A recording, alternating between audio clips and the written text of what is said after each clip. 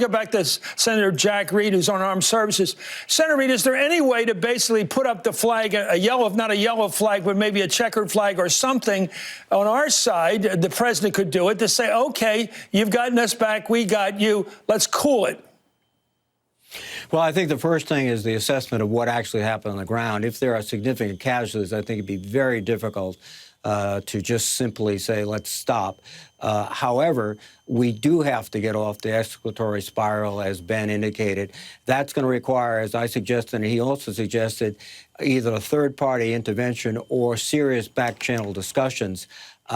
If we don't do that, then this escalatory spiral will go out of control, and we'll be in a situation where we are in a full-blown day-after-day struggle with the Iranians, and not by proxy but directly, and that would be very significant, perhaps even catastrophic to both countries. How do we react to a missile strike without hitting their missile launchers, Senator?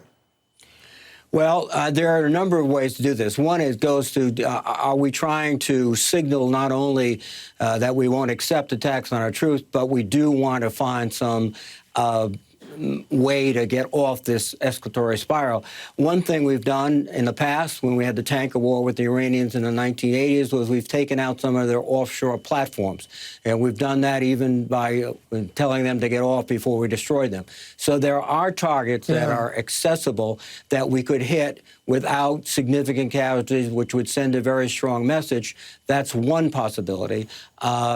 Again, I think it would be very difficult. I don't know if these were fixed missile sites or mobile missiles. If there were mobile missiles, it'd be hard even just to track them down again. They're probably in hiding.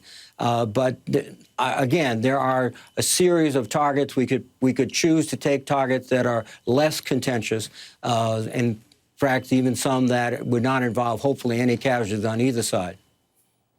Well, I mentioned the fact that President Carter made an attempt to end the hostage crisis by saying, if you kill any of our hostages, our diplomats over there, the 50-some who are being held in Tehran, then we go to war. But we're not going to war otherwise. Aren't there people, Senator Reed, out there right now, like John Bolton, who are rooting for this to escalate, who want this to lead to regime change, to get rid of the Ayatollahs? Well, there absolutely are people that have made those arguments. In fact, the maximum pressure campaign, which the administration has been pursuing, essentially was a formula for regime change. There was no sort of midway position where if you do X and Y, then we'll sit down and talk. It was you give up this, you give up that, et cetera.